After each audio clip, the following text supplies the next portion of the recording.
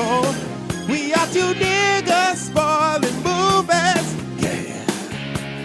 Brandon Collins, that's me, and Justin Brown for your movie needs. Media popcorn. Woo! You haven't seen it, well, we're gonna spoil it. Spoil it in your face. That's your warning. So if you get pissed, it's all your fault.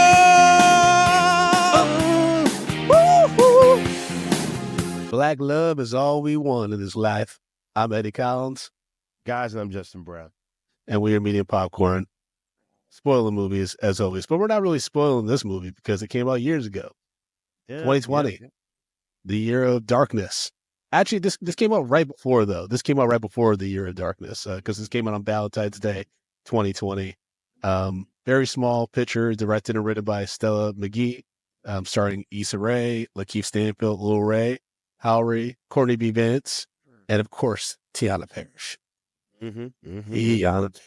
This had some sexy black woman in it, and I appreciated it. Yeah, I mean, but, also at the same time, it's just like, man. What do you mean? Like, I don't know. Did you find this movie? Yes, man. I mean, just nothing really happens. It's just like a cute little small romantic drama. What? You know? All right. You know what? I guess I just got to get to how I feel about this film. I just don't. LaKeith Stanfield is miscast as this role. Oh, I completely disagree with that. I think he just comes off as dirty. Jesus. No, he's. You know what? Yeah, man, you gotta think about this stuff. No, Jesus. Seriously, he looks dirty as I cough like a homeless man on the sixth. Nah, bro, listen. While watching this movie, LaKeith comes off a little bit creepy. There's parts where I could see that. No, he comes off a little bit creepy, and a little bit unkept. Okay. I kind of it's the beard. Me, the beard is not well kept. It's kind of scruffy. He doesn't really do brush or manicure or anything like that. I can see that. Yeah, it's just it's just him. They look like a cute couple though. They look like a cute Issa Rae and LaKeith. They look like a cute couple though. But I also feel like LaKeith Stanfield would eat her with a side of lima beans. Like he has almost a little bit serial killer's look to him. I don't know what it is about him, man. His eyes are intense. Yes, he does. He has. But that doesn't mean that he doesn't deserve love just because you have intense eyes. Look at you. You got intense eyes. You're right. But my intense eyes come off as just like, these are bedroom eyes, Brandon. These are bedroom eyes.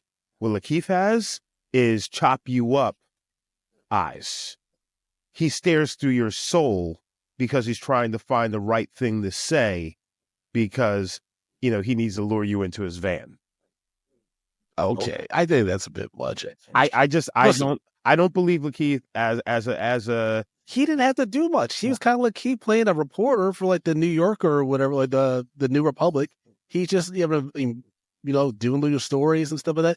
This didn't really require him to do much, so I can see him just being kind of chill. LaKeith, he probably smoked a joint before every take. You know what I mean? He's just doing his thing. I thought he was fine. Actually, this movie, because I was thinking we've talked about this before in the podcast, with the book of Eli.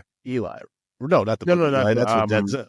Yeah. Oh my God, I can't remember what it is. The robe of Jesus, Lord. Judas and the Black. No, not Judas and the Black Messiah. I'm just going to Book of Clarence. Clarence. Yes. Because we're talking about kind of LaKeith Stanfield's career, right? And I was thinking about Judas and the Black Messiah. I was like, yo, my man got Oscar nominated for that. And I think that actually fucked him up. I think, remember that was that weird year where Daniel Kaluuya and him were both nominated for Judas and the Black Messiah, but both in supporting actor? And people were like, well, who was the fucking lead actor in that movie? It's LaKeith. So he got leading, he literally got a leading man role in a stripped from him. And I think that that's why he hasn't blown up the way that I've expected someone of his acting abilities. to do. I also wonder if there may be some personal stuff, like maybe he's not the easiest person to work with, possibly. Um, I don't know. I thought he was fine in this role. I think that I thought he and Issa Rae were fine in the role. I thought they had decent chemistry. I just think the movie doesn't really go anywhere. It's just a quiet love story, right? Which is fine. Yep. But I just wish that it had a little bit more, so it would be more long lasting, like a Love Jones or Love and Basketball, things like that, where we're, or Brown Sugar, where we would like kind of people revisit this movie. I don't think too many people think of the Photograph when they want to watch, sit down and watch a Black-centric romantic drama or something like that. Well, and that's the thing, because I remember I watched this when it first came out, and I was like, okay, and then like I hadn't watched it again, and then for the podcast, I was like, all right, sit down and watch it again, and after I said, oh, now I understand why I didn't watch why this has zero rewatchability. It's like not much actually happens in this film, which tells you that it actually gets you behind this couple that they should make it, or you want them to make it. Mm. And again, I don't feel the chemistry between LaKeith and Issa Rae. I don't think that. And for me, I think it's LaKeith. Mm. Well, to be fair, I think we only see like Michael and May, LaKeith and Issa's characters respectively together. I think for only a few weeks, right? Like they're not they're not in a long-term relationship by the time he's talking about he's thinking of moving to London and stuff, right? Yeah. Like they've only maybe been dating for a few weeks. I know she met Lil Rel, his best friend and stuff like that, but it wasn't that's because of a storm, and he inadvertently met her father, which it was very obvious. Come on, May, you knew that was your daddy. Probably as soon as you met that man from the Photograph, you were like, daddy. But who knows? Well, she was raised by Corny B. Vance, and that's a cool motherfucker. So I'll be like, oh, that's my daddy. That's he held me down. Yeah. I love that. I love when she asked him did you have a problem with being with mom and knowing that she was pregnant with another man's kid, and he said he's a very beautiful thing. He was like, I didn't care. I love your mom was the most beautiful thing to me. I mean, I was like, because a lot of there's been talk sometimes whether it's on a salacious show like a Jerry Springer or even on some weird podcast, right? That dabble in toxic masculinity and stuff where it's oh, I wouldn't raise another man's kid, blah blah blah blah blah. It's come on, everyone has a past. Listen, it's not. I don't necessarily think it's the whole thing about raising another man's kids. I think it's about the drama that sometimes are attached when there's a child involved. Whether if the father's not involved, I think that's a lot easier. But even if the father's not involved, it's when do you get involved in that child's life? Because if you guys break up, you're not just breaking up with the mother, you're breaking up with the child as well. And that's one of the things that always kind of I wouldn't say bothered me about dating single mothers, but I was I was a little kind of standoffish with dating single mothers because I didn't want to then get attached to a child and then it not work out, and then I can't see that. I have nothing to to I have no rights, but getting attached to a kid is something different. And when you step up and decide to become someone's father or or surrogate father for a certain amount of time, it's that's a lot, man. And when that gets snatched away, that's detrimental for you as well as the child. So I see from that place, but when somebody's just saying it's oh, because she already chose wrong, yeah, that's bullshit. You don't want to Jerry Maguire it. I get it. When it was do you like the kid more than you like the woman, the mom? I mean, that's the whole conundrum with his relationship with Renee Zellweger. And so I get it. I mean, I remember I dated this girl and she had a little sister that was very close, basically her daughter. She helped raise this little girl. And so I spent a lot of time with both of them, right? Because she had the babysitter and stuff like that. So when we broke up, I remember I went to her graduation party and her little sister was like wouldn't leave me alone. She's like, how come I don't see you anymore? And so I was like, damn, this sucks. I was like, I gotta go. Gotta go. Thank you for reminding me of all that I lost. Yeah. I drove to my motel and I thought about the house that I lost and I was just like, good Lord. The walls are closing in on Brandon. I was staring at a white wall like Kingpin and Daredevil. No, I know what you were doing, Brandon. I know you put on that Usher, "Let It Burn," and you started doing the dance numbers in your hotel room. No, surprisingly, when I went through my funks back in Michigan, Usher was never on the playlist. It was more like Sad, Third Eye Blind, some Dave Matthews shit. Yeah, sometimes if I got real down, it was about love. It'd be like Casey and JoJo or Craig David or something like that. Brandon, you especially Crazy. But Save the Last. Oh, crazy. You know how hard it is to sing a Casey and JoJo song when you're heartbroken and you were in the shower? You know what I would put on, Brandon? Well, Rough Ends. You ain't nothing but a lie, a cheater, a deceiver, heartbreaker. Wait, did Rough Ends have that No More song? The No More Shopping Spree? Oh my God, I love those niggas. Love those. Oh man. I used to get down to that music video back in the mornings when it would come on. People don't understand, man, and I feel bad for the youth because they have YouTube. It's just not the same, man. There's nothing like, you don't know what you're going to get in an MTV or a VH1 music video rotation, and it's the way you're starting your day before you go to school and shit, and cereal and stuff. The kids just don't understand. Like, that was a vibe. Nah, man. You know what was a vibe? VH1 Video Soul. Did you have that? Yeah, that's a specific vibe, bro. Yes. This is a very VH1 Video Soul, because they gave you so much. They gave you so much. You get heartbreaking souls. You just get neo soul. You just get classics. You could get depending on what time of day you put it on. But it was always hitting. It was always hitting. It was some grown folk shit though. I would accidentally stumble into VH1 Soul. I wouldn't actively watch VH1 Soul.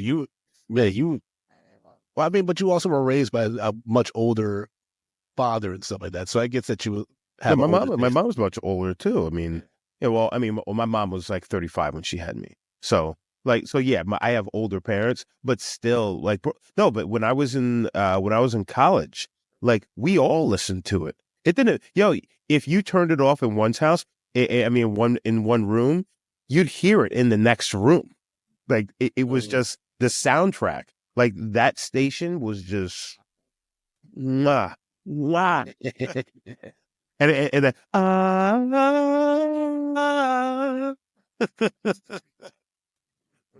need to bring that back.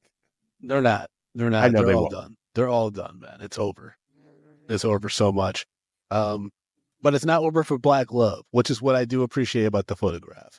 I just wish, again, it had more of an impact, because this movie is a simple story. It's about a photographer who connects with this woman who's she finds this photograph in her mom's belongings. Her mom recently passed, of this man that she's like, I feel like I know this dude. I know right? It was I knew there was something with this guy, but I don't know. Dad never met him once. Yeah. When she was 5 years old. No, 4 years old. Yeah, I connected with that a little bit. She met her dad, didn't know it, right? Did you ever meet your dad and you didn't know it? Well, haven't I told you this story? I don't think story. No, I don't think so. You never met. I don't remember you telling the story of that you met your dad. You just didn't realize. Yeah, man. When I was 16 years old, I was at a grocery store with my mom, and I was I just remember being in a bad mood. I don't know if it was I didn't want because at this point my mom's car was gone. Right, she had been repossessed, basically. It's my understanding. I could be wrong with that, but I'm pretty sure he got repossessed. And I just didn't want to be there. And my mom bumps into this guy with this little girl, and they're exchanging quick pleasantries. It's kind of awkward, but I'm barely paying attention. The little girl waves at me. I'm like, hey, blah blah blah. I'm just fucking get me out of here, man. We check out, get to my car, and I'm to my mom, hey, who was that guy? And she's like, that was your father. And I was okay. All right. Yeah, that's tough. That's tough. When I tell people that story now, they're like, oh, that explains a lot. They're that explains the edge. that I feel sometimes when you talk. Well, yep, that's where it comes Fair, from. fair. I want to love so freely and trust everyone so much. I want to be that naive Brandon, and then things like that. And it turned out the little girl was my half sister Kayla. Shout out to Kayla because we actually talk and stuff now. It's great. Hi, Kayla. You never met me, but you know. She's doing Draw Black History in Detroit. She's going to do my show. I haven't been to Detroit in years, man. Maybe I just go out to Detroit. I just fly out to Detroit. Hang out. Hang out with Draw Black History, Justin. It'll be the first time I get you drunk. I'll be like, hey, man, here's a water. Yeah. Yeah, I'm pretty sure it's going to be water. This is nigga fucking. Actually, dude, at this point, I would be definitely terrified of a drunk Justin. Yeah, you should be. I would be very, like, given, like, how wild you were when you would do it, like, when you're smoking to doing edibles and shit. You weren't even smoking. You were just doing edibles. But you were doing, like, you were doing fucking Ripple and shit. Like, I didn't even do that stuff. You were putting poison into drinks. Getting high off nigga, it was edible. So you're talking about like I was putting fucking I was freebasing cocaine. Felt like at times. Oh well, crack actually freebasing cocaine. You had the energy of a cokehead.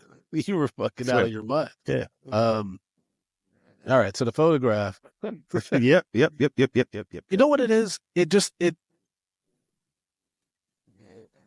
I think that they could have gone even more unknown with the actors. I mean, it's probably Issa Rae and LaKeith that got it greenlit. You know what I mean? But this could have been like way smaller, almost like there's this movie on Hulu called, I think it was called Rye Island or something like that, or the movie about the Obamas on their first date. It could have been like a really small, low key, cute romantic drama that, because I just feel like when you have LaKeith and Issa Rae co-headlining a film, like you got to have a little bit more than this. Because if you're a fan of Issa Rae, there's a lot of similar beats to Issa on Insecure. So as an actress, she's not really stretching herself, right? She's not really stretching her ability as an actress. And for LaKeith, like we said, this is probably like just how he is. Like, we've seen LaKeith go dark, which is probably like where he really feels the most comfortable. I'm being honest with you, like between Judas and Black Messiah, even Get Out to an extent. But like his work on Atlanta, very funny, but also always had a dark edge to it. And then we find on the series finale, it's like because of loneliness and loss and stuff like that. But LaKeith is very versatile, but he seems to really excel like in the darker tone stuff. Like The Harder They Fall, one of my favorite roles he's ever done. Yeah, like, I love that character. Like romantic. I can see why it comes off. It's almost like LL Cool J in fucking the Queen Latifah movie. He's just too intense to be a romantic lead. I up and quit my job. You gotta do it right, Justin. Well, I up and quit my job. Well, I up and quit my job. Justin keeps laughing. Now he's coughing. He's having a coughing, laughing fit. Y'all can't hear it because he don't want to hurt your ears. Oh, my gosh. Well, I up and quit my job. Oh, God. That's the most nigga shit ever. That was and just the fact of how he probably lost so much money. Dude. He's like, thank God, Georgia, you a millionaire. Otherwise, I was going to be destitute when I went back to Atlanta. He just comes in. He's like twirling his hat. So, I up and quit my job. I'm never going to financially recover from this. Oh, so good. So good. I think the biggest thing, too, with this movie was the stakes weren't that high. You know what I mean? Like, the stakes are just like, oh, will this couple not make it? And then it's also like LaKeith's Stanfield's character, he's already come off like a breakup. And it seems like he's a good guy, but like, he doesn't give love a full chance. And the Issa's got the insecurities because of her mom and her issues and stuff like that. And so it's nothing you haven't seen before. But this is the thing. I think for me, it just seemed like it didn't really go that deep. It came off very surface level for me. The most interesting part of this story was Issa Rae's mom and her father's relationship and things like that. I would have rather it just been more about that. And we didn't need the story between LaKeith and Issa Rae because I felt like it was kind of bland anyways. So what's the point? Oh, so you just think it should have just been about May and her relationship with her mom and like unlocking the secret behind the photograph and learning who her dad is. Now, I think it would have made a little bit more sense if they had a prior, if LaKeith and Issa were in a relationship prior to all this coming up, and then maybe how that affected their relationship, about all the things she's learning about, because she's learning about, some of the things about who her mom was, and she's like, she doesn't want to make those same mistakes, which is kind of a part that comes up in the story, later on as we go. I feel like that's a little bit more powerful there, as opposed to, it's just like they have this, it's kind of intertwined in a small way. I felt like it just didn't really latch that well. And the bigger story was the parents. So it's just like, why are we dealing with this other little story on top of that, especially if it doesn't really feel fleshed out, or that they're really committed to it. You know what I'm saying? Or we as an audience are really committed to it. That's a fair take on it. I just think that for a romantic drama, like, there had to be, you're right, a deeper reason for us to watch this, even if it's only an hour and a half. Like I said, it hits a lot of similar beats of things we've already seen before. So it's like, well, what was meant to make this different? Yeah. You know what I mean? Because if it's the cast, again, like, they're kind of like, especially for Issa, she's doing similar beats. If it's for the story of like this, quiet, the loop of Black love sometimes, and how that can happen and manifest itself. Sure. But at the same time, like, why this vehicle with these people? Like, I mean, it just didn't seem, it seemed like things were misaligned in a way. And that's why, like, even tonally, sometimes there'd be moments where, like, Calvin Harrison Jr. is supposed to kind of be like maybe the comic relief.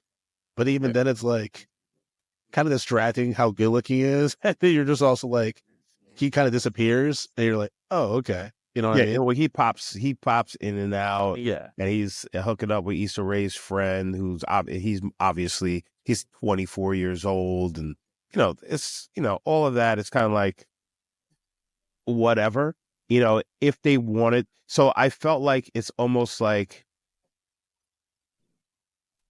and not even this far. It's like a poor man's Boomerang, because in a sense, it's like he's kind of like Martin Lawrence. Kelvin Harrison Jr. is Martin Lawrence in Boomerang, and LaKeith is like Eddie Murphy. But the thing is, like, I don't care about these characters as much. And niggas gonna be like, yo, this nigga just hate fucking LaKeith Stiff. But like, it's really, I feel like, looking at this film critically, it's almost to the point where it's just like, if you guys focus on the, like I said, the parent story, and then you gave us a very tight, serviceable story about how that's affecting Issa Rae's life more outside of this, like, well, how her parents' story is affecting her life, how she's seeing kind of similarities. That would have been far more compelling. AKA, what I'm saying is, this should have been more of an Issa Rae film as opposed to a LaKeith Stanfield film. And I feel like they were more focusing on the black men. It should have been more black female focused. For sure. Or you could do, I mean, I've just seen this done better. That's the problem. I saw this series called Love Life, which is, I think you can find it on Tubi. Initially, HBO had like wiped it off its fucking servers and shit. I love that. Yeah, the first season's Anna Kendrick. The second season's William Jackson Harper, and his love interest is Jessica Williams, and it's about their relationship throughout the whole season after they started dating. And I thought they handled it really well. She has a lot of issues similar to May, with like the way her parents were, and like how that influenced her perception on like relationships and that they can last, and can you do long distance, which is an issue for May, and stuff like that, like elements.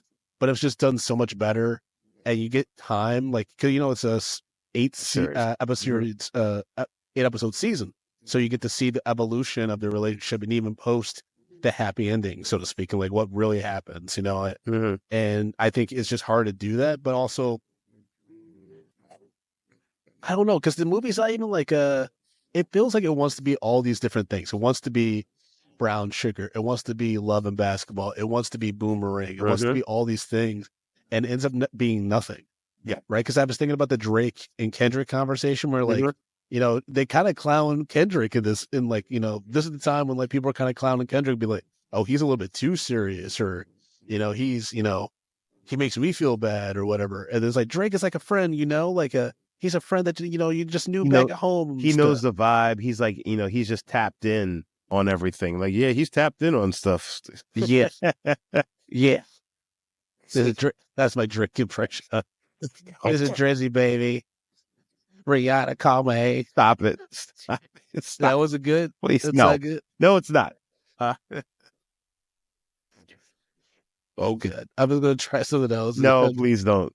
Actually, no. Go ahead. For everybody else's sake, go ahead. I've asked about you and they tell me things.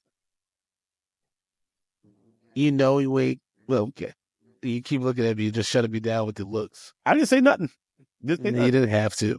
You didn't have to, Justin. I know what's happening. You see yourself. See yourself when you were saying that. That's a hard thing, Brandon. When you're doing the podcast and you see your own reflection. I've never been able to see myself bombing in real time, like actually see myself. Now I'm seeing it. Yeah. Because when you're on stage, like with a microphone in your hand, you can't see how people are seeing you when you're like eating a dick with a joke or something like that. Yeah. What I mean? Well, you saw it here today, my friend. Yeah. It's a lot more uncomfortable than it is on stage. Because when you bomb in front of your friends on stage as a comic, it's funny. Like, in front of your friends and they're laughing, it's hilarious. Because, like, your friends are like, oh, you're taking a hot one. And then you're just on stage like, these motherfuckers going to clown me so bad. It's going to be worse than the bombing in front of me. The ribbing and stuff. Oh, man. Yeah, it's tough. Sorry. I still remember, like, one of my favorite Justin bombs is when you were bombing so bad hosting that Grit show. Yep. I don't know if you were bringing me up or Tom or somebody like that. You were bringing somebody up. And you were just like, to the audience, all right, I know I'm the last one. The fuck y'all want to say? They laughed, too. Yeah. It was the only laugh you got that. No. Actually, no, it wasn't. Because I won them back by the end of the night. But, like, they laughed. What's that? Yeah, okay. So Issa Rae, I think, is very underrated as a beautiful Black woman. Like, this movie, like, they lit her really well. She looked great. And to that fucking smile. I'm like, yo, she got a great smile. Yeah, she has a great smile. It just disarms you. It's just like, I'll give you all my money, Issa. What you need. Yeah. I've already talked about on this show and on other episodes about her smile and what that does to me. So I'm not going to go into it again, but very, very much so. She has a great smile. Mm-hmm. I think she did a great job with this. I just think they should have given her more, and I think more of the script and just and a deeper dive into her character, because I think ultimately it's just we don't go that deep here in this film, and that's basically why this is just meh to me. Okay, I see that. I don't even know what I want more from this, though. You know what I mean? Like, it sets up, like, it tells you what it is pretty early.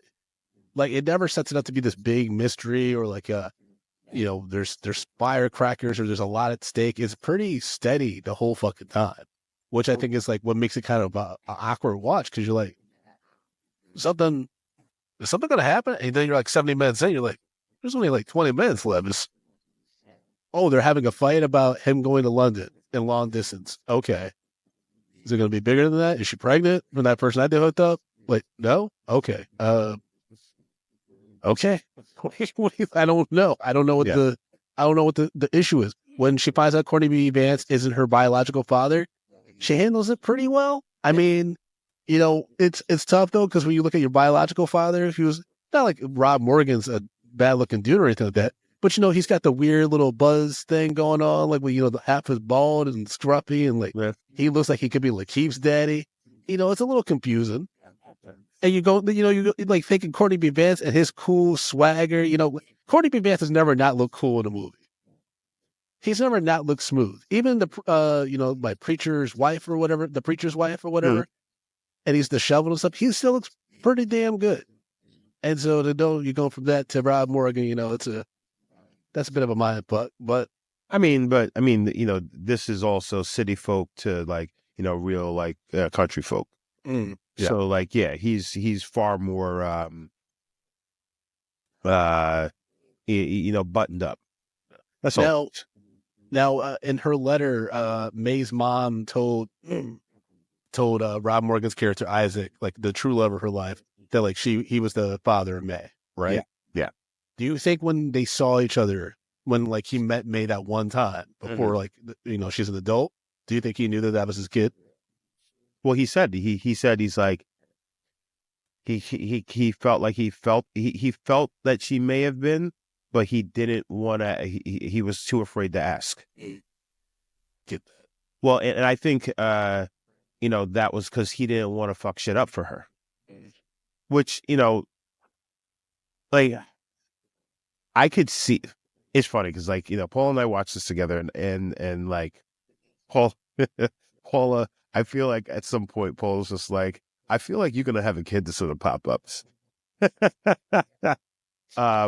That'd be terrible. That'd be terrible. It would. Tati's joked about that a few times too, and I told her like, no, one, that gives me night terrors, but two, I would feel terrible because I'm repeating a cycle.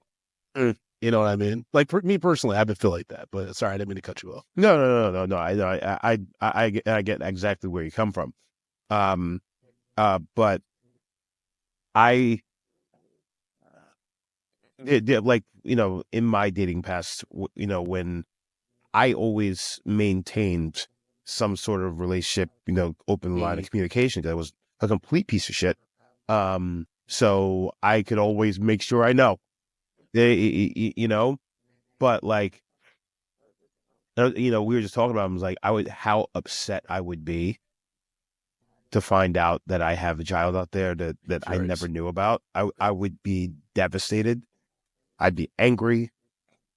And because there's no way you could get that time back. But like, I couldn't even imagine if being in a situation where like you see someone with a small child and you're kind of like, I don't think I could not ask, regardless of what fear is there. But well, like you said, he didn't want to mess up her life. She was, with Courtney B. Vance's character at this point. He was married, so I think he was just like, is it worth rocking the boat? She clearly left for a reason. She didn't reach out for a reason. Yeah, and she would have said so. He's like, I imagine that she would have said something, but like, I just don't think that I would be able to hold that with me, 30 some odd years down the road or something like that. But it's also just, one of those things where that must be a really hard decision to make, as a mother, especially if the guy's a piece of shit. Yes, he does have rights as a parent, things like that, but there's levels of pieces of shit. It's like if someone's, dangerous and things like that, maybe it's better they don't know. They don't know. For your safety and the safety of your child, I can't 100% agree with that, but like I 100% get it, but that's such a tough situation, decision to make, because you're not only making it for him, you're making it for the child. And I don't know, man. I don't like that. That's actually that's a fear of mine as well. And like for you, if like there's I had a kid out there. Oh yeah, it would break my heart. It would absolutely break my heart. And I would do. I mean, I'd be like, we gotta talk. Like to whoever the partner would be, possibly. I would be like, we have to have a long conversation about how we explain this to the child, because you're gonna have to take a L here. Mm-hmm. Like, I'm not taking responsibility for not being around. Like, yeah, I'll be damned if my kid didn't know that I would have been there every step of the minute. Like if I know. But then I think about the exes that I might have had kids with, and I'm just like, oh man, it would be a tough 18 years. That would be like we wouldn't even have this podcast because I just feel like Justin, I can't watch movies. I'm fucking losing my mind over here. Yeah, man. But I can't see joy in films. You know, I don't see the point. well, when it's the only joy in life, Brandon? No. All right.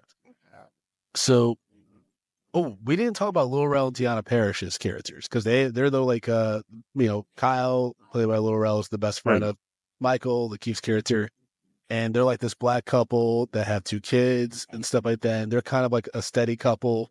They, LaKeith basically treats them like a second family because like he brings Issa around almost to like get approval, and will be like, hey, she's cool, right? She's not crazy, nothing, right? I did love the story when they talked about LaKeith was the only dude at the wedding with a top hat. Yeah, They were like, when I got fresh paint, the nigga wore a top hat, a Monopoly hat. All the kids kept asking, he was going to pull a rabbit out. And he was like, I thought it looked cool, man. I was like, okay, I like that dialogue. That felt very natural and real. yeah. Because that's some shit that friends clown about. You know what I mean? Like inside jokes and stuff like that you let people in on. Let's go. Just run back real quick on Tiana Parrish. Justice for Tiana Parrish, by the way. She better be deeply involved in MCU because I need to see her in that white jumpsuit again. She was in a movie. She was in the show with Lisa Kudrow, Ray Romano. The new Netflix show. Yeah, that Netflix show, and in the show she's pregnant, and I wondered if like she was actually pregnant, during the filming of that show, but she was. You know what? There are certain women who, when she they're was pregnant during that show, she had a kid. She had a kid. That's not mine. Yeah, she had a baby. So yeah, but I wonder if when filming, if she's pregnant during that show. But regardless, oh yeah, they're right. Early 2023. So yeah, there's probably she's probably pregnant then. Tiana, it's okay. We still have a chance. We can still get together. She looked gorgeous, pregnant, like just radiating. I was just like, oh my god. Bro, yeah. If she's at the APCO Awards when I go next month, oh Lord, we might have to cancel this podcast. The kids would be like, hey, Brandon got into some legal shit, guys. We got to take a pause for a second. Yeah. Brandon's not allowed to come back here anymore. Apparently he was hiding backstage. They had to tackle his ass. We found Brandon backstage hiding in a service closet in a burlap sack. The first thing he asked when we opened the doors was, has Tiana Parrish or Zazie Beetz showed up yet? And also, don't call me if neither one of those show up. At least come and get me if Jasmine Guy or something pops up. You know what I mean? Because actually, someone popped. The reason why I bring that up on social media, someone was talking about. A lot of people talk about how hot Hillary Banks was, but they were like, "I'm all about Whitney." I was like, "Yes, absolutely." Jasmine Guy was like, "Yeah." I remember like looking up old magazines to try to like find pictures of her. That was back in the day when there was no internet. I had to go find my fucking grandma's Jet magazines and shit. Brandon. Remember Jet? No, do not reveal more of this stuff about you. I remember Jet, Justin. Yes, I do. In Essence, and I mean, Essence is still a thing. Yes, Jet's not a thing though. that's true. That little book, little book with all the black stars. I remember seeing one with Mike Tyson on it. I think that shit was weird. Was that the one where he was he was wearing his white drawers and he had the tiger? You know, because there's some weird covers on Jet magazine. That actually would have been dope if like this is more like a throwback. Like, I don't know, man. I kind of want to like, because our history as Black people is being erased, like literally in culture and media and stuff like that. I want to like see shit like that, like, you know, like people reading Jet magazines or like listening to like, you know, old Motown record. Like I don't know, man. I feel like we're losing ourselves at this new world order. Well, yeah. Well, yeah. Let's not talk about the world right now. Let's not talk about. I don't want to get. I don't want to get started. I really don't want to get started. Well, what you could get started, folks, if you're watching this video, especially, you see Justin S's Cuckoo Bananas T-shirt. I got my Roscow's Chicken and Waffle coffee mug. tpublic.com/media popcorn. Get you some media popcorn and swag because we need some money. We're looking to go to Canada. We need some money. We're looking to go to Canada. Why would Michael go to London, man? Why is he going to London? I know they end up like meeting in like New York and stuff like that, but like, man, you're gonna go from Louisiana to London? That's insane. Like, that's such a huge culture shock. He lives in New York.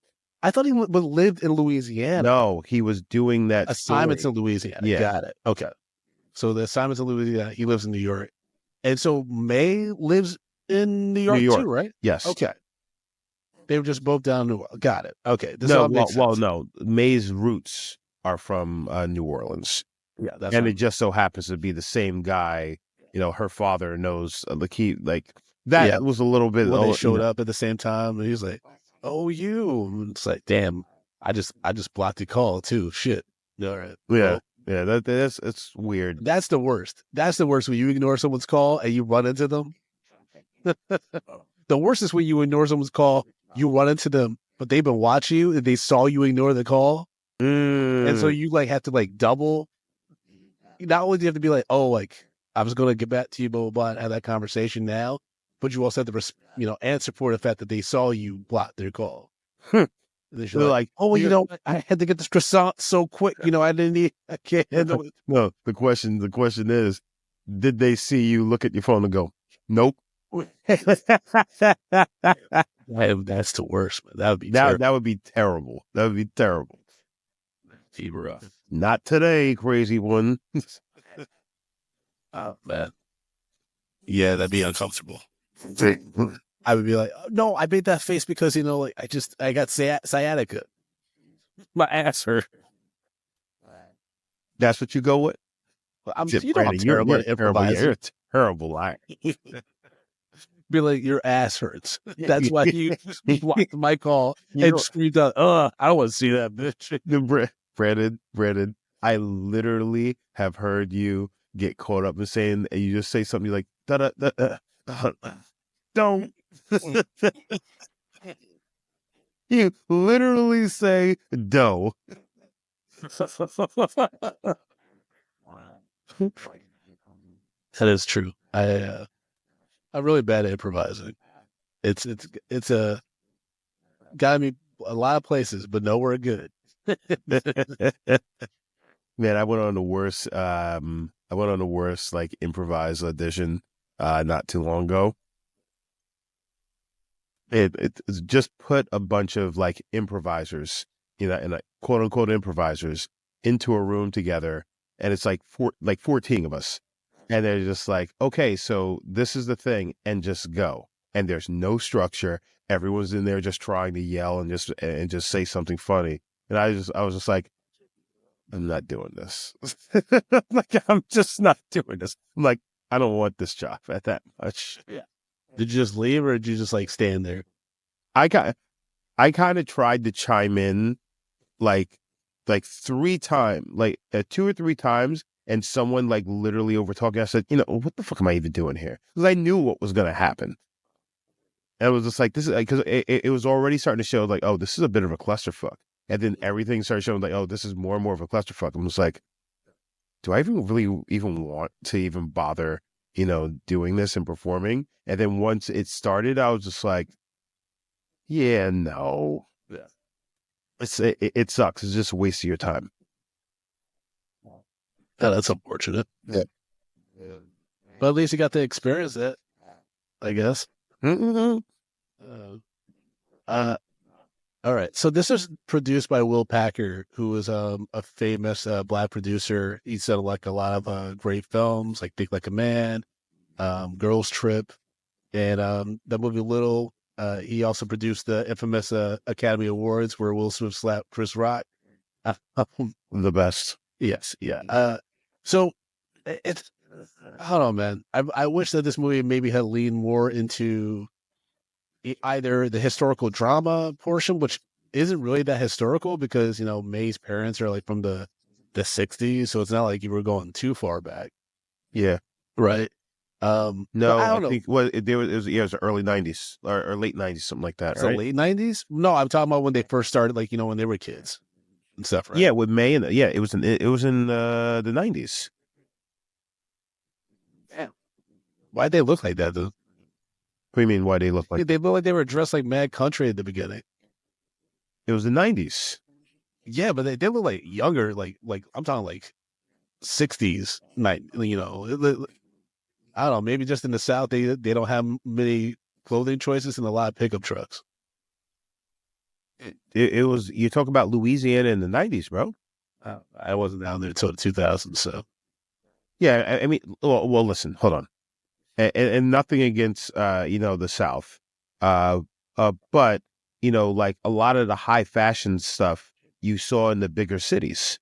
Louisiana, yes, is a city that's known. I'm sorry, New Orleans is a city that's known, but it's not necessarily like a top tier city as what you would call like a major city. You know what I mean? So like, yeah, for the South, like, yeah, you have your Miami, you have your Atlanta, things like that. The clothing. Miami, bro. Okay. I'm just trying to, man, come on. Yes, and me. Yes, and No, nigga. I can't. You just think you did it, bro. You're just saying things. It would have been better if you said something like in Monito, Miami, or some shit like that. It was like I could have done something with that. You just say, yeah, Miami. You're just saying words. But like, yeah, like just there are places which are more hubs for like fashion culture and things like that, and some cities were, some cities weren't.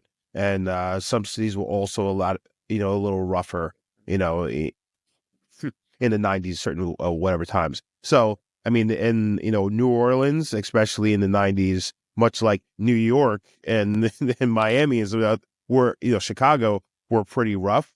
But they also weren't necessarily at that time on the forefront of like culture until like what, No Limit in them really started putting them on the map. No Limit. Yep. Oh, man. Master P.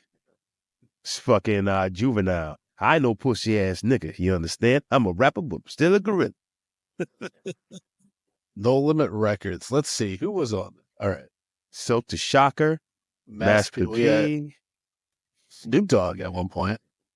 Mystical. C. Murder. Who went to jail for murder. Of course, Mystical went Romeo. to jail for, wasn't it like Sexual assault. assault? Yeah. Yeah. Danger. Get I'm on not lying. the You were danger. Told you. All right.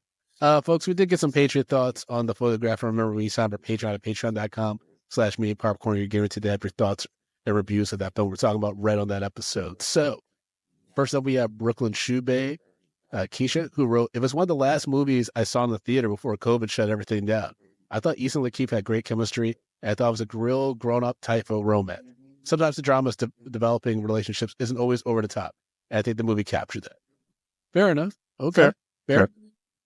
All right, next up is Darren Patterson, who said, "Saw this on Valentine's Day with the wife, enjoyed it, ended up being the last movie we saw before the lockdown." Common theme here. Mine was Sonic the Hedgehog, by the way. Of course it was. Darren says, "While it wasn't perfect and didn't reach the heights of Love Jones, like I hoped it would, if it's definitely the type of black movie that really gets made anymore. No over-the-top Tyler Perry-like drama.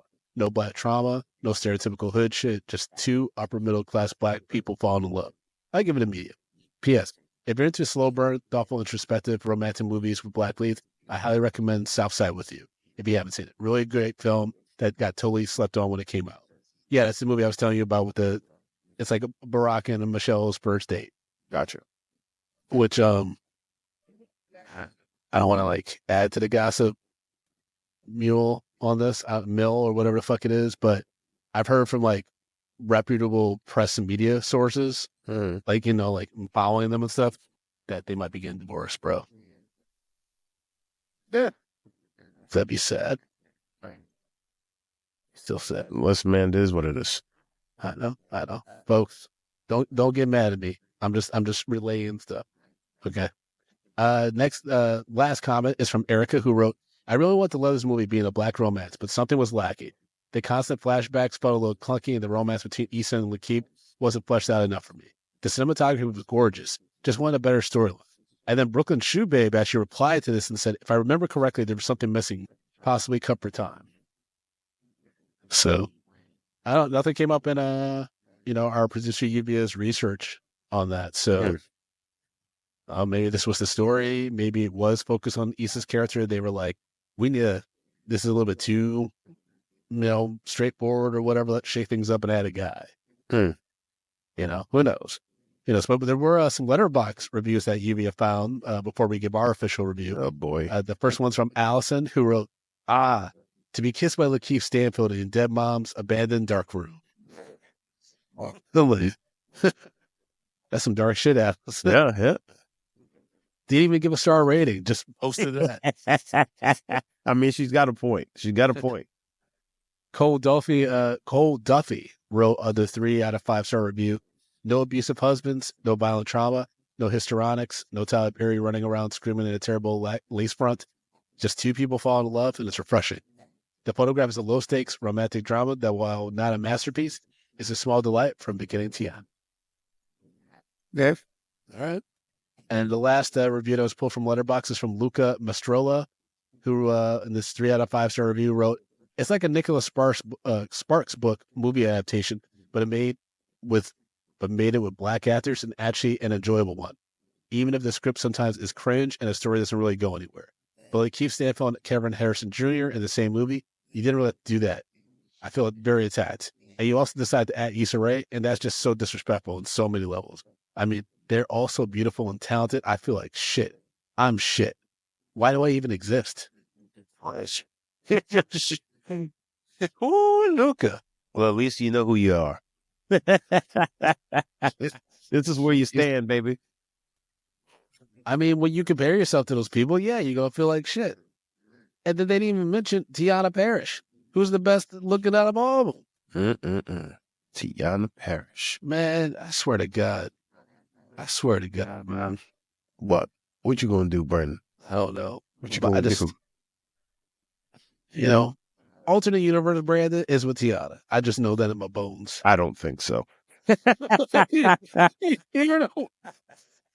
Yes, and me, nigga. I told you. Nah. I All don't right. even think I'm with her, so I ain't gonna give it to you. If I can't have it, you can't have it. You So what? evil motherfucker. What? Because I'm bringing you down to earth, nigga? Oh, man. Let's Just pop like- that bubble. All right, Justin, break down our rating system, bit. Stop calling me baby. Guys, you know how you do this. You know how we do this. You know how you do this? Yeah, you know how you do this. You rate fucking movies bags of You don't popcorn. know it. Small, medium, large, and the XL for the exceptional. Now, if a movie doesn't deserve any hot, buttery, delicious popcorn, we throw it into the stale popcorn pile. We pop piles and piles of stale popcorn on top of it. So, Brandon, we sat down. We watched the 2020 American drama film, The Photographs, starring Issa Rae and LaKeith Stanfield, Little Rel, and Rob Morgan, Courtney B. Vance, and all of those wonderful chocolate people. What do you say, Brandon? This gets a small. This gets a small. It's fine, but I just wish it had a little bit more to say. Even at its short running time, I'm not going to revisit this anytime soon, unfortunately.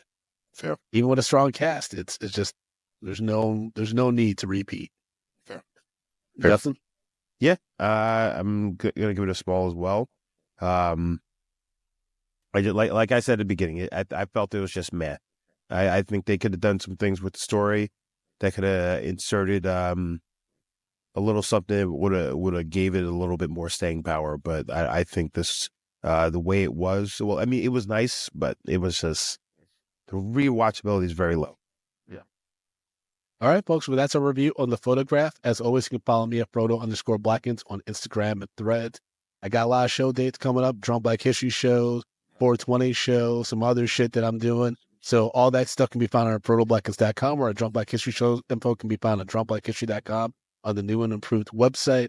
And if you want to follow Medium Popcorn, Medium P Podcast on all social media platforms, MediumPopcorn.com for all your Medium Popcorn needs, including the links for swag, our podcast, YouTube, all that stuff, MediumPopcorn.com. And of course, Justin, if you want to support the show financially, what can they do, my brother, as well as follow you? Well, if you guys want to follow me, Jay Brown did it on all social media platforms. But if you want to support this show, make this show even better than it is right now, take yourself to Patreon, patreon.com/medium popcorn. We have $2, $5, $10, and $15 packages. Our entire backlog is on Patreon. We have so many bonus shows. We have our the mini episodes. Patreon is where you need to be. Again, that is patreon.com/medium popcorn. Patreon's where it's at. That's where you gotta go if you want to get out of your crack. All right, y'all. Talk to y'all soon. Peace.